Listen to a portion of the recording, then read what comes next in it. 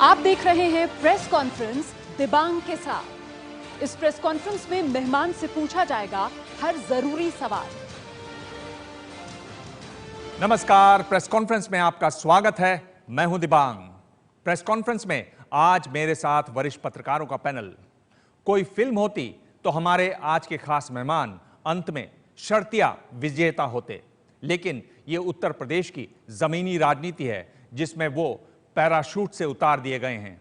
उनके साथ 75 साल की एक और नेता भी हैं, यानी सारी लड़ाई उन्हें खुद लड़नी है। हमारे साथ उत्तर प्रदेश कांग्रेस के अध्यक्ष राज बब्बर। आपका स्वागत है। आपसे सभी जरूरी सवाल होंगे, उससे पहले ये रिपोर्ट। बड़े पर्दे का ये दमदार अभिनेता आज बड़ा नेता है। देश के सबसे बड़े राज्य में कांग्रेस की कमान राज बब्बर को दी गई है। राज बब्बर भी अपनी सीएम उम्मीदवार शीला दीक्षित के साथ सोनिया गांधी और राहुल गांधी के सपने को सच करने के लिए पूरे यूपी में घूम रहे हैं।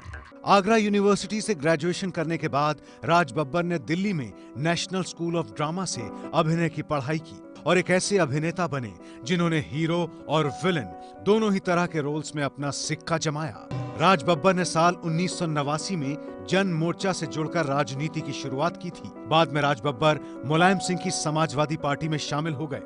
इसी पार्टी के टिकट पर वो सांसद भी बने। बाद में मुलायम के साथ भी उनके रिश्ते मधुर नहीं रहे। साल 2006 में राज बब्बर को पार्टी से निकाल दिया गया। इसके बाद राज बब्बर ने कांग्रेस का दामन थाम लिया। 2014 के चुनाव में गाजियाबाद सीट से राज बब्बर हार गए, लेकिन कांग्रेस में उनका कद बढ़ता चला गया। यही वजह है कि 64 वर्षीय राज बब्बर को इस उम्र में अपने राजनीतिक जीवन की सबसे बड़ी जिम्मेदारी मिली है। यूपी में अगले साल कांग्रेस को विजय दिलाने की जिम्मेदारी। आपसे जब भी कोई बात होगी तो उसमें फिल्मों का जिक्र जरूर आएगा, क्योंकि वहीं से आपका सफर शुरू होता है। आपका एक डायलॉग है, कभी किसी नेता का मंच पे दिया गया भाषण और थाने में दी गई गवाही को सच मत मानना। दूसरा डायलॉग है, 3 चीजों से परहेज रखना, शक्कर, नमक और नेता।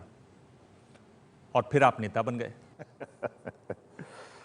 देखिए, दोनों ही चीजें मैंने ये कहा इस बात को, और बिल्कुल सही है। 2014 के चुनाव में देख लीजिए, एक नेता ने इतने बड़े बड़े जो प्रधानमंत्री की प्रत्याशी से इतनी बड़ी बड़ी बातें करी, इतने बड़े बड़े वादे किए, महंगाई खत्म हो जाएगी, 15 लाख घर में पहुंच जाएगा, 2 करोड़ नौजवानों को रोजगार मिल जाएगा। तो मेरे ख्याल से ये ऐसे नेताओं के लिए ये संवाद कहा गया था, और ये आज भी चरितार्थ है। आज भी है, आज भी चरितार्थ है, क्योंकि आप देख सकते हैं 2 साल की सरकार के बाद में, प्रधानमंत्री बनने के बाद में भी अभी तक एक वादा पूरा नहीं हुआ। और दूसरी बात जो आपने दूसरे डायलॉग की बात कही है, नमक के बिना आप रोटी नहीं खाएंगे, या नमक डाल के इतना करेंगे तो आपकी हड्डियां गलना शुरू हो जाएंगी। जब चीनी ज़्यादा खाएंगे तो शुगर हो जाएगी। जब नेता को आप डिक्टेटर मानना शुरू करके उसकी हर बात मानना शुरू कर देंगे तो आप गुलाम बनकर रह जाएंगे, फिर वो नेता नहीं रहता। तो ऐसे नेताओं से और ऐसी शक्कर से और ऐसे नमक से हमेशा परहेज करना चाहिए। गैर कांग्रेसवाद के गर्व से निकले हैं राज बब्बर। जनमोर्चा से आप सीधे समाजवादी पार्टी में गए, समझ में आता है। आप कांग्रेस कहाँ चले गए? इस अंगने में आपका काम क्या है? मेरा इस अंगने में नहीं, मेरा इस विचार और इस सोच में काम है। तो पहले कहाँ था वो सब? पहले भी था। फिर आप क्यों नहीं आए सीधे कांग्रेस में? आप क्यों इधर उधर टहलते रहे? मैंने कभी भी ये सोचा ही नहीं था कि मैं एक्टिव पॉलिटिक्स में आऊँगा। मैं जो शुरुआत में जब मैंने अपना शुरू किया राजनीति का, तो मैं राजनीति के अंदर आया विकल्प मंच के रूप में, और मैं सिनेमा में काम कर रहा था। फिर वो जनमोर्चा बना, जनमोर्चा से जनता दल बना। मैं सिर्फ एक प्रचारक के रूप में रहा और प्रचार किया। प्रधानमंत्री सरकार बनी, मैं वापस चला गया। लेकिन जिस वक्त 1992 के अंदर जो हादसा हुआ बाबरी मस्जिद का, उसके दौरान बम्बई के अंदर बहुत ज़्यादा नुकसान हुआ जान माल का, लोगों का। तब दत्त साहब और मैं हिंदू कैंप में भी जा रहे थे और मुस्लिम कैंप में भी जा रहे थे। उस दौरान जो है मुलायम सिंह जी वहाँ पर आए थे और उन्होंने मुझसे कहा कि भाई इससे लड़ना है तो इसकी गंगोत्री यूपी में है, तुम मेरी मदद करो। मैंने कहा साहब मेरी क्या, मैं किस लायक की मदद करूं, आप मुझे बताएं क्या करना मैं करूंगा। मैं तो ऊटी में शूटिंग कर रहा था जब उन्होंने मुझे बुलाया कि तुम आओ लखनऊ, ज़रूरी काम है। और जब मैं गया तो उन्होंने मुझे राज्यसभा में 1999 में राज्यसभा का सदस्य बनाया। 1999 नहीं, 1993 में। क्या आप ये कह रहे हैं कि आप तो बिना सोचे समझे चले गए और काफ़ी देर वहीं पर रमते रहे, बैठे रहे, खेलते रहे, देखते रहे पूरा खेल, और आप अचानक जगे और आपको लगा कि नहीं नहीं नहीं, मेरा तो कांग्रेस जाना है, मैं गलत गाड़ी में चढ़ गया? नहीं, मैं समाजवादी पार्टी में था, सपा में नहीं था। जैसे ही वहां पर लोग सपा में, समाजवादी पार्टी पीछे हो गई और सपाई आगे आना शुरू हो गए, तो मैंने आवाज़ उठाई, और जब मैंने आवाज़ उठाई तो मुझे निकाल दिया गया। तो क्या समाजवादी पार्टी में था, सपा में नहीं था? आप भी मतलब क्विज मास्टर बनते जा रहे हैं। सवाल तो मुझे पूछना है, क्या है ये मतलब समाजवादी पार्टी और सपा एक ही बात नहीं है? समाजवादी पार्टी में वो विचार था जो लोहिया का था, समाजवादी पार्टी में वो विचार था जो गांधी का था, समाजवादी पार्टी में वो विचार था जो एक दबे कुचले व्यक्ति का था। आज तो परिवार के 12 लोगों के हाथ में सोशलिज्म आ गया। तो आप मुझे बताइए अब समाजवादी कहाँ रह गया, अब तो सपा रह गई। आप यूपी आ गए हैं, यूपी पर देखिए ये एबीपी न्यूज़ का आंकड़ा है पोल का, इसको देख लीजिए। एबीपी न्यूज लोकनीति और सीएसडीएस सर्वे बीजेपी को 124 से 134 सीटें मिलने का अनुमान है, जबकि समाजवादी पार्टी को 141 से 151 सीटें मिल सकती हैं। वहीं बहुजन समाज पार्टी को 103 से 113 सीटें मिलने का अनुमान है। कांग्रेस के खाते में सिर्फ 8 से 14 सीटें आ सकती हैं। आप खुद भी मुस्कुरा रहे हैं, मुंगेरी लाल की हसीन सपने वाली आपकी बात है। खाम में आप हाथ पांव मार रहे हैं। आप मुझसे कह रहे? 10-12% आपके वोट मुश्किल से आएंगे। आखिर में वही ढाक के 3 पात, ना आप 3 में ना 13 में। मेरे ख्याल से आपने ये जो मुंगेरी लाल के सपने जो कहा है, मुझे मेरे लिए कहा है या मेरी पार्टी के लिए कहा है, जहां तक मैं सही समझ रहा हूं। बिल्कुल। मुझे लगता है कि ये जो एक इश्तिहारों की सरकारी पार्टियां का अगर ये सामने आंकड़ा दिखाया है तो बिल्कुल सही आपने दिखाया, इसमें कोई गलती नहीं है। आप सवाल उठा रहे हैं इस सर्वे पर? नहीं, मैं सर्वे पर सवाल नहीं उठा रहा हूं। 2014 में कौन से आंकड़े में आप लोगों ने कहा था कि केंद्र के अंदर उत्तर प्रदेश से 73 सीटें एक पार्टी को आएंगी? ये चमत्कार उत्तर प्रदेश की जनता हमेशा दिखाती रही है। बदलाव उत्तर प्रदेश की जनता में आज से नहीं, शुरू से किया। आप क्या कह रहे हैं कि बीजेपी की जो जीत हुई उत्तर प्रदेश में वो केवल लोकसभा चुनाव में केवल चमत्कार थी? क्या आप इतनी समझ रखेंगे राजनीति की, या उनको श्रेय भी देंगे, विरोधी जरूर हों? मैं बड़ी विनम्रता से कहूंगा, झूठ के पांव नहीं होते। एक दौड़ लंबी जरूर चल ली जाती है, लेकिन जरा आप देखिए कि यही बीजेपी है और यही बीजेपी के प्रधानमंत्री हैं। आजकल हिंदुस्तान में तालियां नहीं मिल रही हैं, विदेश में जाकर तालियां बजवाते हैं। कांग्रेस पार्टी ने आपको प्रदेश का अध्यक्ष बनाया, लेकिन 78 वर्षीय शीला दीक्षित को उत्तर प्रदेश में भेज दिया गया और आप उनकी एक तरह से मैं कहूँ स्टेपनी बनकर उनके साथ चल रहे हैं। मुझे खुशी है कि एक ऐसे चेहरे की स्टेपनी हूं मैं, ऐसी गाड़ी की स्टेपनी हूं मैं जिसने कुछ करके दिखाया। बहुत पीछे मत जाइए, आज देख लीजिए 6 मंत्री होते हैं दिल्ली की सरकार में, 3 मंत्री सस्पेंड हो गए हैं। कम से कम 15 साल जो है शीला जी ने सरकार चलाई, ऐसी कभी ऐसा हादसे नहीं हुए। और मैं यहां पर कमिट करता हूं इस बात को कि शिक्षा, चिकित्सा और सुरक्षा में शीला जी की सरकार आने के बाद में हम आपको इसमें करके दिखाएंगे कि शिक्षा के अंदर हम एक बराबरी लाकर दिखाएंगे। हम बताएंगे ये प्राइवेट स्कूल जो कॉलेजेस वहाँ पर चल रहे हैं, जो फीसें लेके जो एक आम आदमी को, जो बच्चों को पढ़ने नहीं दे रही। हम बताएंगे कि यहाँ पर जो है चिकित्सा के अंदर आज जो है जिनको आप झोला छाप जो है जो डॉक्टर्स बोलते हैं, हम चाहेंगे कि मेडिकल इंस्टीट्यूट हों या ये जितने भी मेडिकल कॉलेजेस हों, वहाँ पर प्रशिक्षण दिया जाए, जिनको झोला छाप कहा जाता है, और इनको बाकायदा तैयार किया जाए ताकि गाँव में जाकर ये खिदमत करें। हम बताएंगे कि सुरक्षा के माने क्या हैं। हम बाकायदा जो जिस तरह से हालात हो गए इस सरकार के अंदर, आज उन्हीं के मुख्यमंत्री के जो मुखिया, जो उस पार्टी के मुखिया हैं, वो कैमरे के सामने आके कहते हैं कि हम लूट तंत्र को रोकने में असमर्थ हैं। राजबब्बर, शीला दीक्षित ब्राह्मण, आपके बारे में खूब खोज चल रही है कि ये सुनार हैं, पिछड़े हैं, ब्राह्मण हैं, पंजाबी हैं, अभी इनको कौन सा लेबल लगाएं, अभी तैयारी चल रही है, जैसा उचित होगा वो किया जाएगा। पर आप अपने चयन को जाति में डूबे, वो राज्य जहां राजनीति जाति में पूरी तरह से डूबी हुई है, उसको कैसे देखते हैं? मैं ठीक है, अगर मुझे बैकवर्ड हूँ तो बैकवर्ड हूँ, लेकिन इसके माने ये तो नहीं है कि मैं कुछ चेहरा हूँ। इसके माने ये तो नहीं कि शीला जी चेहरा हैं। शीला जी चेहरा है एक अच्छे मुख्यमंत्री का। शीला जी चेहरा है 15 साल की गुड गवर्नेंस का। अब आप देखिए 3 में 13 में आप हमसे कह रहे हैं, जहां पे इस्तेमाल करना वहां नहीं कर रहे हैं। 6 में से 3 मंत्री गए, 13 जो है उनके सस्पेंड पड़े हैं। मैं इनकी ईमानदारी मानता आज की सरकार जो दिल्ली की सरकार है कि अगर वो इनमें 13 और 3 को निकाल दिए होते, निकाला किसी को नहीं, पार्टी में सभी हैं। हमारे यहाँ ये नहीं हुआ। ये बताइए कि आप तो सोचते समझते हैं, आप कैसे एक भाड़े के आदमी से, जिसका सिद्धांत सिर्फ शायद पैसा है, क्योंकि वो बीजेपी से लेकर जेडीयू तक जा चुका है, कैसे आप बात सुनते हैं प्रशांत किशोर की? कैसे वो आपको तय करेंगे, कैसे वो आपको बताएंगे कि आप इस तरह की चीजें बोलिए, इस तरह की बातें कहिए, ये स्ट्रैटेजी होगी? आप कैसे, आपका दिल इस पर कैसे मान गया? पहली बात तो है कि हमने किसी की अगुवाई नहीं की। ये आप देख रहे हैं, यह लेपर लगा हुआ है साउंड का। वो आपका साउंड रिकॉर्डिस्ट जो बैठा है, अच्छा इंजीनियर ना हो तो ये आवाज़ पहुंचेगी नहीं, और आपकी भी नहीं और मेरी भी नहीं। एक आदमी है जिस काम को जानता है, वहाँ बैठा हुआ अच्छी तरह से नॉब हिला रहा है। जब उसको लगेगा जितनी साउंड आगे करेगा, मैं लो जा रहा हूँ तो उसको हाई करेगा, आप लो जा रहे हैं आपको हाई करेगा, ये लो जा रहे हैं, तो वो काम जो कर रहा है वो प्रोफेशनल है। एक प्रोफेशनल आदमी काम कर रहा है। वो साउंड रिकॉर्डिस्ट मेरी अगुवाई नहीं कर रहा है, अगुवाई तो आप कर रहे हैं। मैं आपके सवालों के जवाब दे रहा हूँ, यहाँ हम सब लोग बैठे हैं। अगुवाई मेरा नेता कर रहा है जिसका नाम है राहुल गांधी। हम उसके साथ चल रहे हैं, उसके विचार के साथ में चल रहे हैं। बहुत सारे, कोई साउंड इंजीनियर है, कोई कैमरामैन है, कोई लाइट मैन है, ये सब लोग काम कर रहे हैं, अपनी अपनी जगह बखूबी काम कर रहे हैं। और हम सब लोग जो है इस रोशनी के साथ में, उस साउंड की ताकत के साथ में हम आप तक पहुंचने की कोशिश कर रहे हैं। असली छवि देखिए, वो आदमी आपके नेता के कंधे पर बैठा हुआ है।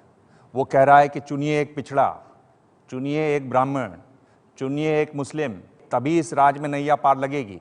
आपका नेता वही करता है जो उसके कंधे पे बैठा हुआ आदमी बता रहा है। वो बात दूसरी है कि वो व्यक्ति, अब वो साउंड रिकॉर्डिस्ट नहीं है, वो लीड कर रहा है आपको। नहीं, आपको इस सच्चाई को मान लेने नहीं, में मैं कहते मुश्किल क्या है? क्योंकि ये सच नहीं है, ये एक परसेप्शन है। अगर कोई एक प्रोफेशनल आदमी है, वो काम कर रहा है, अच्छा उसका रिकॉर्ड अच्छा है कि वो 2 इलेक्शन में जो है उसने अपना रिकॉर्ड अच्छा दिखाया, तो अब लग रहा है कि यही जिताने आया। नहीं, जिताएगी तो कांग्रेस के विचार, जिताएगा तो कांग्रेस का नेता, जिताएगा तो राहुल गांधी की मेहनत और सोनिया जी का आशीर्वाद। शीला दीक्षित जी को मुख्यमंत्री पद का उम्मीदवार बनाया, गुलाम नबी आज़ाद जी को प्रभारी बनाया, मुस्लिम 18.5%, 9% ब्राह्मण, इन सबको मिलाकर वो कुछ 28% वाला एक बहुत बड़ा मैजिक जो है उसको किसी तरह कैच करने की कोशिश की जा रही है। और इस तरह यदि आप करते हैं तो ऐसा नहीं होगा कि सपा का मुस्लिम वोट बैंक जो है वो कटेगा और बसपा का ब्राह्मण, तो आप तो वोट कटुआ होकर बीजेपी को फिर सरकार बनवा देंगे। ये कहीं से उधार लेके नहीं आए, सभी कांग्रेस में थे। आज की राजनीति में, आज के परिवेश में ये हो गया है कि एक जाति का एक नेता वो अपने आप को पिछड़ों का नेता बताता है, एक बिरादरी का एक नेता वो अपने आप को दलितों की नेता बताती हैं, है ना, एक धर्म का एक पार्टी वो अपने आप को हिंदुओं की पार्टी बताती है। तो मेरा ये कहने का मतलब है कि भाई हमारे यहाँ तो पहले से थे, गांधी पहले से था, वो हिंदू मुसलमान नहीं था, गांधी था, विचार था, हमारे यहाँ पहले से ये लोग थे। अब परसेप्शन में आप लोगों ने मुझे पिछड़ा बना दिया, आपने शीला जी को ब्राह्मण बना दिया, आपने संजय सिंह को ठाकुर बना दिया, आपने जो है तमाम लोगों को, पीएल पुनिया साहब को दलित बना दिया। तो ये एक, मैं तो इसी पर कांग्रेस के बारे में उत्तर प्रदेश में कहा जा रहा है कि प्रभारी जो हैं वो मुस्लिम हैं, प्रदेश अध्यक्ष पिछड़ा हैं, सीएम पद की उम्मीदवार ब्राह्मण हैं, प्रशांत किशोर मार्गदर्शक हैं, सब कुछ है पर वोटर नहीं है। आपने बिल्कुल सही कहा, किसी के पास में वोट बैंक हैं, जिनको आप बोलते हैं वोट बैंक हैं, आप देख लीजिए ना आज की तारीख में क्या हो रहा है। जो वोट बैंक का नारा लगा रहे थे, जिन्होंने अधिकारों की बात करके अपने आप को इकट्ठा किया, और आज उन्हीं की मुट्ठी ढीली हो रही है। बड़े सीधे शब्दों में कहना चाहूँगा, लेकिन शब्द अच्छा नहीं लगता है सुनने में, कि जहाँ पर तानाशाही होगी वहाँ पर लोग निकल कर भागेंगे। और आपको दिखाई दे रहा है कि आप सोचिए आरएसएस का व्यक्ति जो है वो निकल के भाग रहा है। आप सोचिए, ये यहाँ पर जो है आपने ताकत तो बना ली दबे कुचलों के नाम पर, लेकिन वो ताकत जो है ढीली हो रही है। इस सब में आपने एक और व्यक्ति को लिया और उस पर लगातार विवाद रहा, उसकी आवाज सुनिए। और भाई ड्रामेबाजी करने को कोई कुछ ही कर ले, नरेंद्र मोदी से कौन लड़ेगा? हम लड़ेंगे जो ठोक के जवाब देना जाने को, मोदी को, मोदी के ठोक के। वो गुजरात समझ रहा 4% मुसलमान है गुजरात में, यहाँ 42% मुसलमान है, यहाँ गुजरात बना देगा की बोटी काट देंगे छुट्टी छुट्टी। आपको इस व्यक्ति याद है जिसने स्वयं कहा है कि मेरी जबान फिसल गई थी, मेरी गलती हो गई थी। लेकिन क्या जिसने हरामजादा कहा, रामजादे या हरामजादे कहा, जिसने ये कहा कि आप पाकिस्तान जो है कि साहब आप पाकिस्तान चले जाएं, उसके बारे में आपने कभी टिप्पणी नहीं की। आप इधर भी देखिए ना। अब मैं इसीलिए कहा था जब आपने जो सर्वे दिखाया था ना गिनतियों का, तो मैं ये कह रहा हूं कि सरकारी पार्टी, इनका खून खून है, हमारा खून पानी है। हम जो करें हैं तो ये जो करें वो सही है, हम जो करें वो फानी है। ऐसा भी तो नहीं है। नहीं, बयानवीर तो आप भी हैं। आपने भी कहा कि मोदी जी का जो सीना है वो नहीं, उनका पेट 56 इंच का है। हाँ, तो क्या गलत कहा? ये प्रधानमंत्री नहीं, परिधान मंत्री हैं। हाँ। आपने कहा कि गिरिराज किशोर को पागल खाने में भेजा जाए, उनका इलाज करवाया जाए, खर्चा मैं दूंगा। हाँ। जिस तरह के बयान आप देते हैं, बीजेपी वाले भी यही कहते हैं आपके बारे में। तो मुझे कोई एतराज नहीं है। बताइए मैंने क्या गलत बात कही? मैं बड़ी विनम्रता से उनका सम्मान करते हुए पूछना चाहता हूं कि चलो 10 लाख 15 लाख का सूट जो था पहन लिया एक बार, लेकिन बार बार तो हम लोगों को शर्मिंदा मत करो। हम इतने अपने आप को बड़ा, अब आपके पास आने के लिए मुझे बात सोचना पड़ा मैं क्या पहन के आऊँ आज। नहीं तो मैं तो कुछ भी पहन के चल देता हूँ। मुझे लगा आप तो बड़े बड़े लोगों के इंटरव्यू लेते हैं, बड़े बड़े परिधान पहन के जो आते हैं, तो मुझे भी आज ठीक से कमीज पहन के आनी पड़ेगी। तो मैं पहन के आया ना। इधर नहीं, उधर ही रखिए इस बार को। राज्य के बीजेपी के जो अध्यक्ष हैं, उनसे मैंने सवाल पूछा प्रेस कॉन्फ्रेंस में, देखिए उनका क्या कहना है। ये महज संयोग है कि जो चारों प्रदेश अध्यक्ष हैं वो सभी पिछड़े हैं। बब्बर जी को मैं पिछड़ा कहूं कि मुंबई का कहूं? राज बब्बर जी, अब कांग्रेस का कोई यूपी में वजूद नहीं है। 2 सीट किसी तरह से वो जीत करके आए, तो वह मुश्किल से जीत करके आए, समाजवादी पार्टी की बी टीम बन करके आए। कांग्रेस की हैसियत यूपी में क्या है? मैं इनके बारे में नहीं जानता, पहली बार आज इनकी आवाज़ सुन रहा हूँ। नाम आपने बता दिया है, लेकिन कुछ बता रहे थे लोग, इनके रिकॉर्ड बहुत अच्छे हैं और भगवान करे कि ये सही सलामत रहें, इनकी कोई रिकॉर्ड इनका बाहर ना आए, जब तक सरकार है बचे रहें। मैं इनके तमाम लोगों को जानता हूँ। इनके बड़े डील डॉल वाले एक बड़े नेता भी हैं जो शायद इनकी पार्टी के मुखिया हैं। अब वो बात दूसरी कि इन लोगों के रिकॉर्ड बड़े अच्छे हैं, कोई तड़ी पार है तो कोई केसेस लेके घूम रहा है। राज बब्बर उनमें से नहीं है। राज बब्बर एक मेहनती आदमी, ज़मीन पे चला और ज़मीन पे चलता है। और यही पहचान है कांग्रेस की कि ज़मीन जो है राहुल गांधी की, कि राहुल गांधी ने ज़मीन पर चलने वाले लोगों को आज इकट्ठा करने का काम किया है। राहुल जी के नेतृत्व में आप कह रहे हैं चुनाव लड़ रहे हैं, प्रियंका जी बहुत सक्रिय भूमिका निभाएंगी, लेकिन कहीं आप लोगों को रियलाइजेशन इस बात का डर कि वेस्ट ना हो जाए, 2019 से पहले हार हो जाए, सारा ठीकरा उन पे फूट जाए, इसलिए उनको पर्दे के पीछे रख रहे हैं? आएंगी भी कि नहीं आएंगी? डर किस बात का आप लोगों को? एक बात तो बहुत साफ ये है कि देखिए, जहाँ तक सोनिया जी, राहुल जी, प्रियंका जी, अगर हम उनको एक इंडिविजुअल्स की तरह से देखते हैं तो ठीक है, देखना भी चाहिए, लेकिन सच्चाई यह है कि ये वो राजनीतिक परिवार है कि जो कांग्रेस के लिए, इस देश के लिए, देश की अखंडता, एकता के लिए जिन्होंने अपने प्राणों की आहुतियां दी हैं। तो इन परिवार के कोई भी सदस्य, घर में ये परिवार के 3 बहुत महत्वपूर्ण सदस्य हैं जो एक यूनिट की तरह से सोचते हैं। हमारी उनसे कोशिश ये है, हम चाह भी रहे हैं उनसे, और आप यकीन रखिए कि हमारी मांग और हमारी चाह को ज़रूर कहीं ना कहीं पूरा किया जाएगा।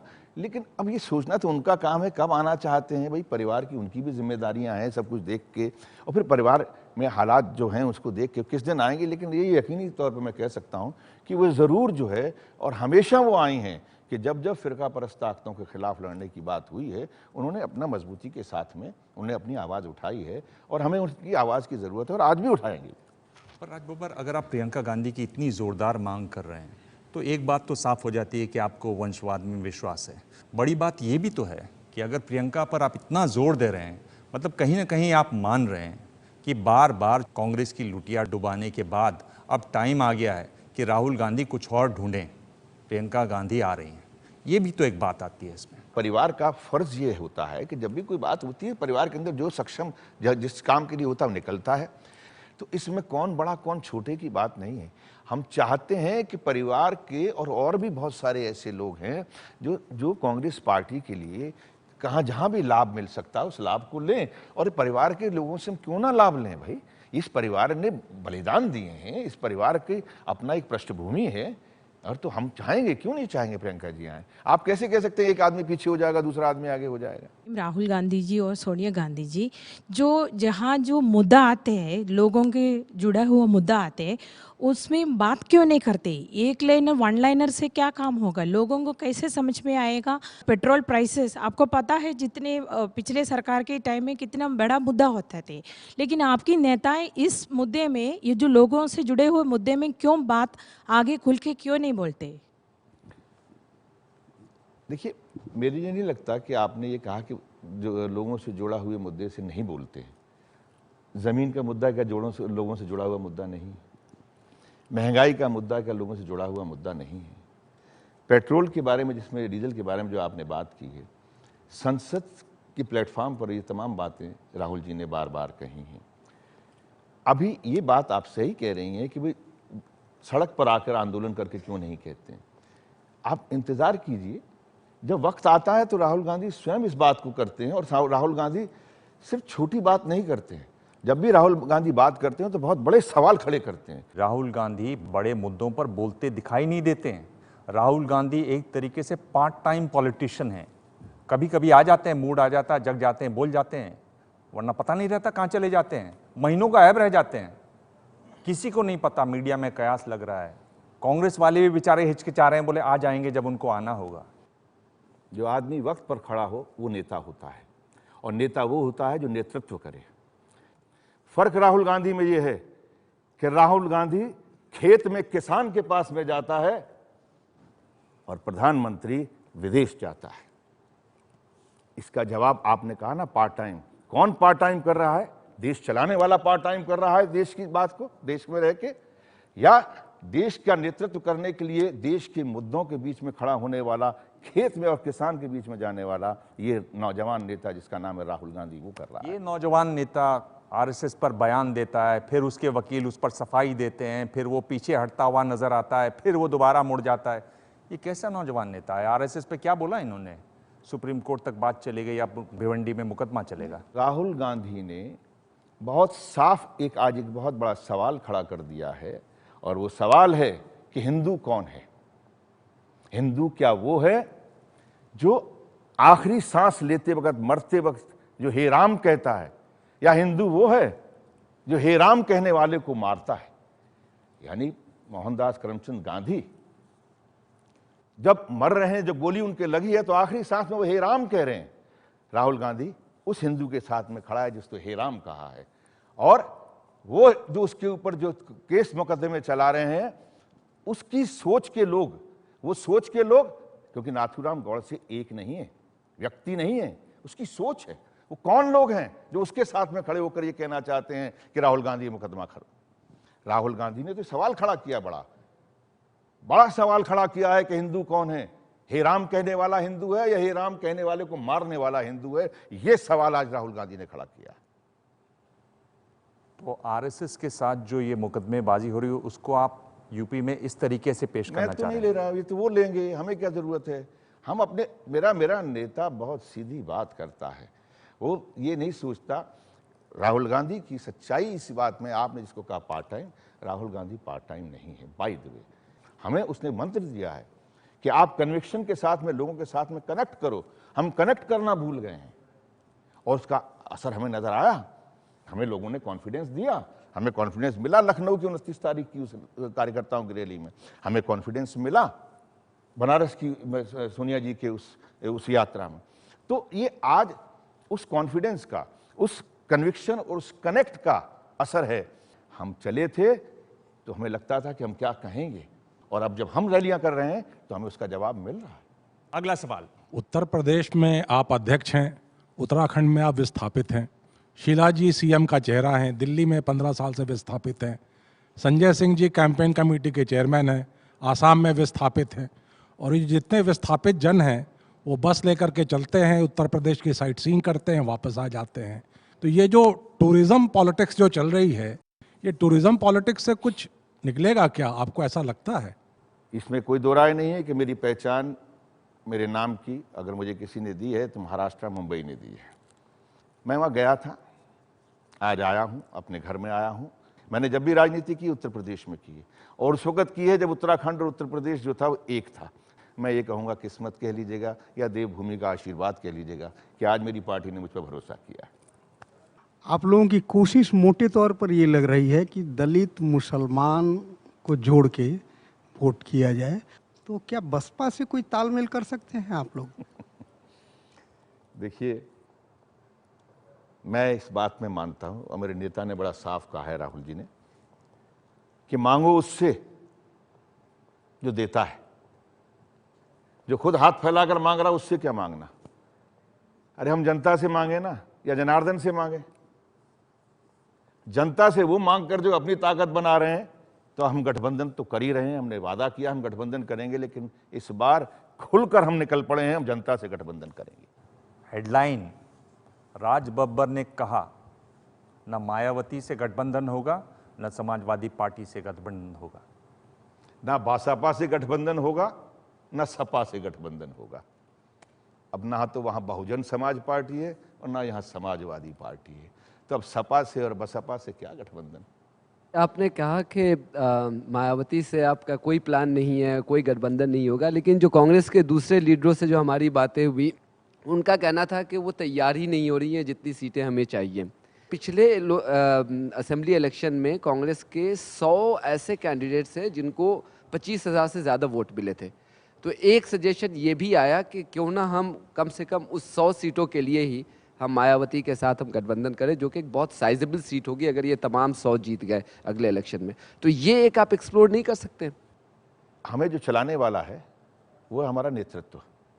हमें को चलाने वाला कोई रिमोट नहीं है, और नेतृत्व ने बहुत साफ कर दिया है कि हम अपनी राह चलेंगे, हम जनता के बीच चलेंगे, हम जनता के साथ चलेंगे, जनता को लेकर जनता से मांगेंगे। हम 100-150 की सीट की हमारी क्या हैसियत, क्या औकात कि हम 100-150 सीट के हम किसी से सौदे करें? अरे हम जिससे मांगना है उससे मांगेंगे। 100 दे, 150 दे, 20 दे, 50 दे, 500 दे, 450 दे, वो देने वाला वो देंगे। तो मैं बहुत विश्वास के साथ में कह रहा हूँ। अजीत सिंह का लोकदल है और नीतीश कुमार का जनता दल यू है, डॉक्टर अयूब की पार्टी है, पीस पार्टी। इन छोटी पार्टियों के साथ गठबंधन की कोई बात हो सकती है क्या? देखिए, बहुत सारे लोग आ रहे हैं, बातचीत हो रही है, वक्त आने पर देखिए टाइम है जोड़ेंगे, लेकिन इस तरह का कोई नहीं कि हम कोई बहुत बड़े कोई सौदागरों के बीच में गठबंधन करने जा रहे हैं। उत्तर प्रदेश में आपने मुख्यमंत्री दिया, वो बहू के नाम पे वहाँ स्वीकार्यता ढूंढ रही हैं, उनके ऊपर भ्रष्टाचार के आरोप हैं। क्या आपको कोई ईमानदार चेहरा नहीं मिला था? 2 साल हो गए इन सरकार को, आपने बहुत सारे बयान भी आए, परसेप्शन भी आए, ये हुआ, उनके ऊपर ये इल्ज़ाम लगा, उन्होंने ये किया। भाई 2 साल सामने है, फाइल सामने, आपकी एक भी निकाल के कहीं सजा दे देते उनको। अगर कोई आपको भ्रष्टाचार का एक भी आरोप नजर आता तो सजा कर देते। उत्तर प्रदेश को अनुभव चाहिए, विजन चाहिए, और उत्तर प्रदेश को एक ईमानदार सरकार चाहिए। और मैं आपको दावे के साथ में कहता हूं कि शीला जी की सरकार एक ईमानदार सरकार होगी, तोड़ने वालों की सरकार नहीं होगी, ये जोड़ने वालों की सरकार होगी। ये ट्विटर से सवाल हमने मांगा है, और ये आशुतोष शर्मा हैं, कह रहे हैं कि 3 कारण बताइए कि कांग्रेस को लोग वोट दें। नंबर 1 कि आप सबको देख चुके हैं, हम समाज को तोड़कर जातियों वातियों के समीकरणों से नहीं, बल्कि हम समाज को जोड़कर सबके हकों के लिए सरकार बनाना चाहते हैं, इसलिए हमें वोट मिलना चाहिए। 2 नंबर इसलिए कि हमारे पास में अनुभव है, हमारे पास में ईमानदारी है।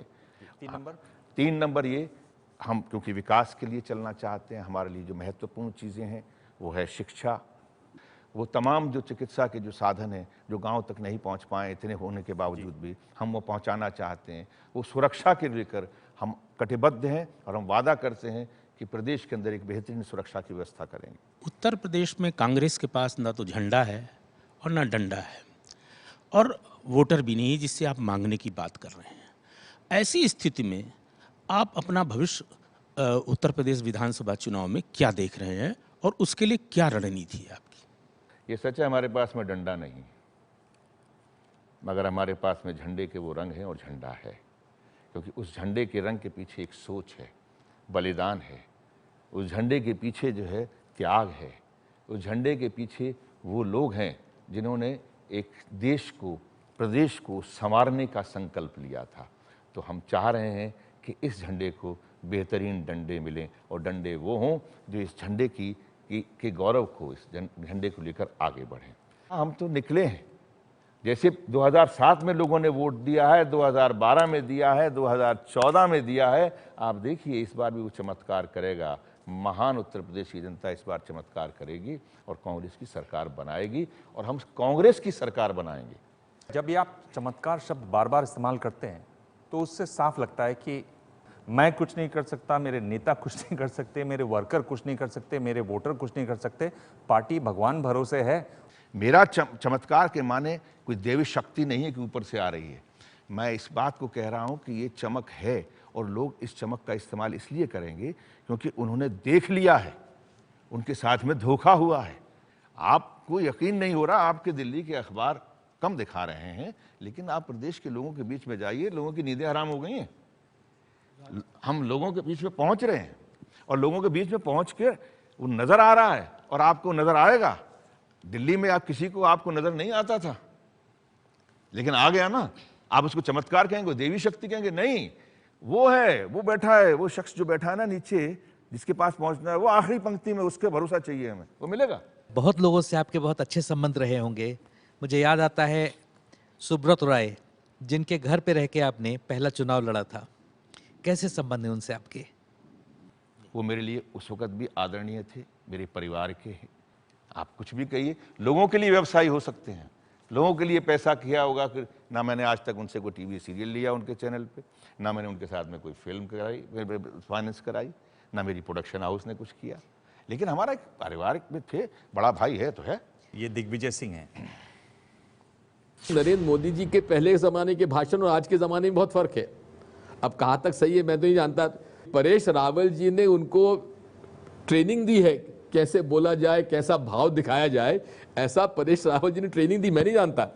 अगर परेश रावल जी की कोई इसको चाहते हैं तो हम भी परेश रावल जी से ट्रेनिंग लेना चाहते हैं। आप ये कह रहे हैं कि परेश रावल जी ने उनको ट्रेनिंग दी है, तो राज बब्बर तो आपके पास भी हैं। जी हाँ, आप ट्रेनिंग यहाँ भी दिलवा सकते हैं। लेकिन परेश रावल जो सफल हुए शायद राज बब्बर नहीं हो पाए। इसलिए मैं कहूँगा कि अगर परेश रावल जी अगर हम लोग को देना चाहे तो दिग्विजय सिंह भी परेश रावल जी से ट्रेनिंग लेना चाहेगा। इसमें क्या बुराई है? मेरे ख्याल एक अच्छे अभिनेता से कोई सीखना चाहता है, दिग्विजय सिंह जी सीखना चाहते हैं, उससे तो कुछ क्या बुराई। और दूसरी बात यह है कि मैंने परेश रावल जी को, जब मैंने अपनी फिल्म बनाई थी कर्म योद्धा, तो मैंने सबसे पहले इनको बहुत बड़ा ब्रेक दिया था अपनी फिल्म में। कांग्रेस की छवि हमेशा से, और उसका एक बड़ा वोट बैंक जो था वो गरीबों का रहा है। उसका संगठन का अध्यक्ष एक ऐसा व्यक्ति है जिसने एक समय बयान दिया था कि 12 रुपए में मुंबई जैसे शहर में भरपेट खाना मिलता है। जब मैंने अपनी ज़िंदगी की शुरुआत की थी तो वाकई मुझे सस्ता खाना मिलता था। और आपको शायद हम लोगों को सवाल करने से पहले देखना चाहिए कि जो राज बब्बर ने कहा था, आपने मध्यम वर्गीय परिवारों को जोड़ना शुरू कर दिया कि मध्यम वर्गीय परिवार कैसे खाएगा 12 रुपए में खाना। बिल्कुल सही है। मेरी बहनों ने मुझसे कहा, ये क्या बात कह दी भाई आपने? मैंने मध्यम वर्गीय परिवार के लिए नहीं कही थी, लेकिन मैं शांत इसलिए हो गया कि दिखाने वाले कैमरे पे दिखा रहे थे कि ये देखिए इस होटल में ऐसे जो खाना खा के पेट भरता है उसको कुछ सर्व करने नहीं आता।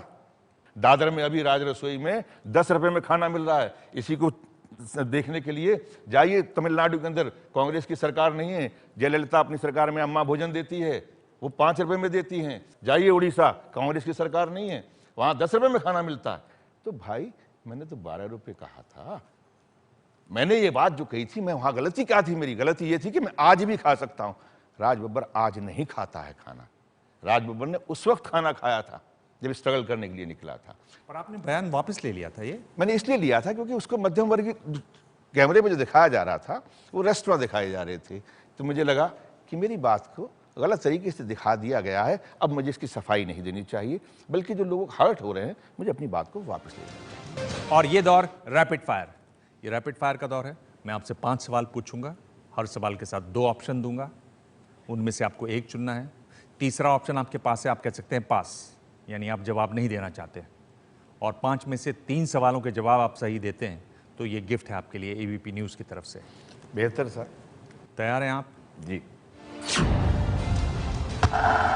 यूपी में ज़्यादा बड़ा मुद्दा क्या है? ब्राह्मणों की अनदेखी या दलितों पर अत्याचार? दलितों पर अत्याचार ज़्यादा बड़ा मुद्दा है।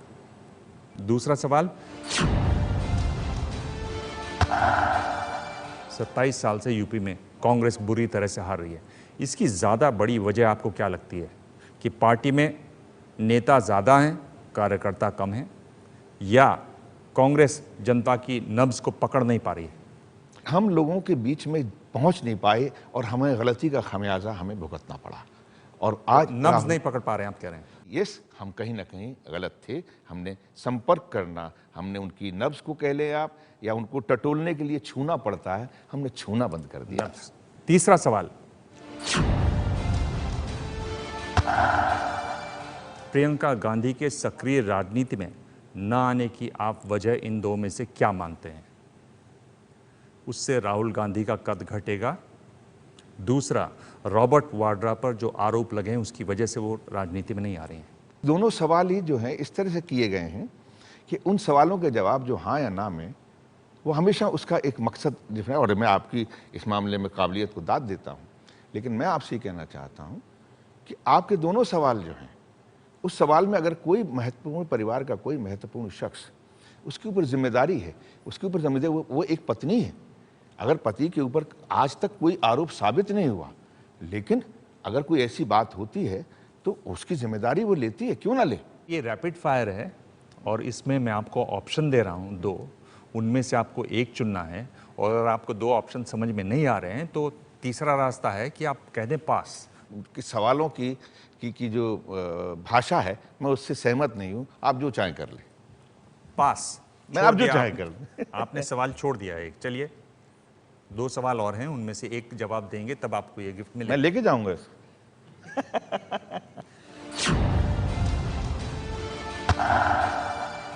राज बब्बर कांग्रेस की कमान किसको देना चाहेंगे, राहुल गांधी या प्रियंका गांधी?